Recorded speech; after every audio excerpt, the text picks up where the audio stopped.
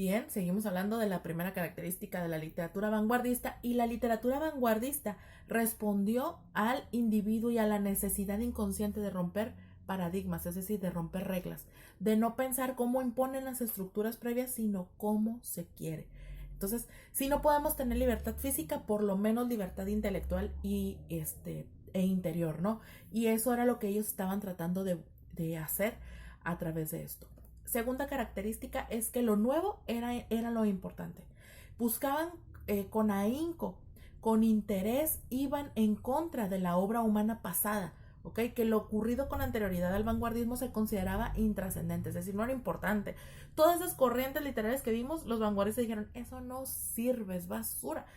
Lo reciente era lo que agradaba, lo nuevo, lo que venía de todo este acontecer, y se apostaba por ello que estuviera empapado pues por la novedad y la sorpresa. Otra característica es que la metáfora era parte de estas creaciones. La metáfora era el recurso ideal para decir cosas innovadoras. Con ella se buscaba sumergir a los lectores en mundos surrealistas que le hicieran dudar y cuestionar, en muchos casos, la existencia misma como nosotros la conocemos. Otra característica es que quebraba la razón y la lógica. El vanguardismo da cabida, da entrada a los recursos poéticos pocos convencionales, con el uso de frases sin culminar, por ejemplo. Decían algo y como que trataban de dejarlo al pensamiento libre, que cada persona generara esa idea para poderla concluir desde su perspectiva, desde su comprensión.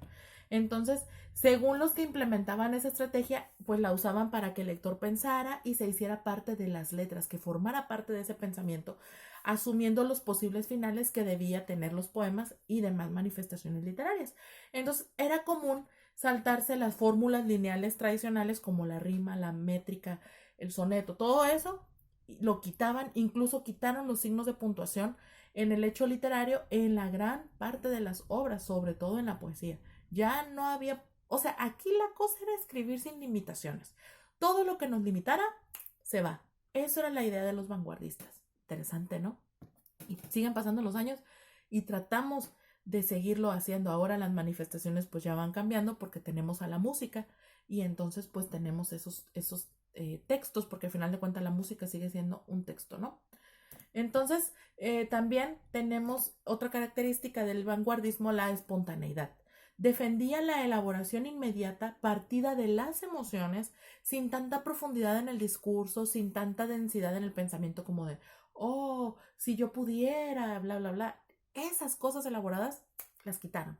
Y entonces lo hacían con más audacia y eran mucho más arriesgados. Hablaban a lo mejor de la sexualidad, hablaban de lo que estaban viviendo económicamente, de la muerte, pero de una manera más no tan preparada, sino de algo espontáneo, ¿no?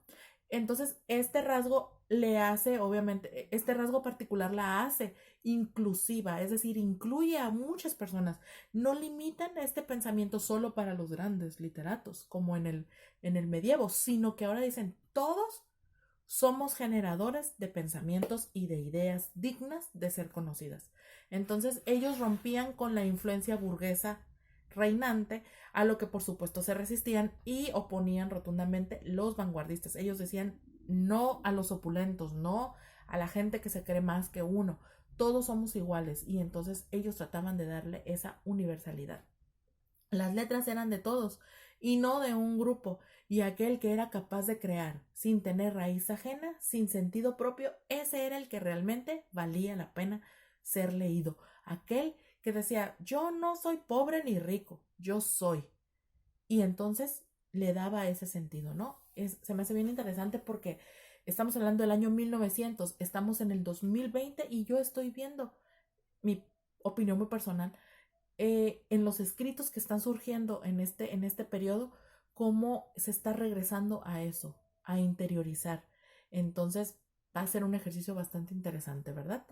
A lo mejor nuestros nietos, bueno, sus hijos, mis nietos, probablemente vean esos textos y digan, estaba interesante, les fue bastante productiva esa cuarentena, esa crisis, ¿no? Muy bien, entonces otra característica de la literatura, literatura de vanguardia, es su marcada influencia freudiana. Algunos de ustedes recordarán al psicoanalista Sigmund Freud, o Freud.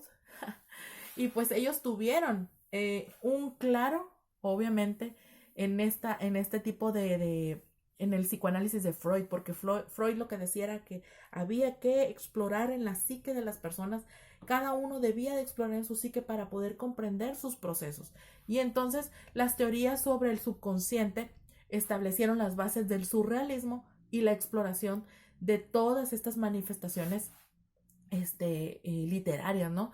Entonces también otro que fue principal representante del surrealismo pictórico fue Dalí. ¿Recuerdan a Dalí? El hombre que dibujó ese reloj así que se está como derritiendo. Dalí. Y entonces él motivó a Lorca a escribir poesía surrealista y también siguieron de cerca la obra de Sigmund Freud, al igual que de Breton.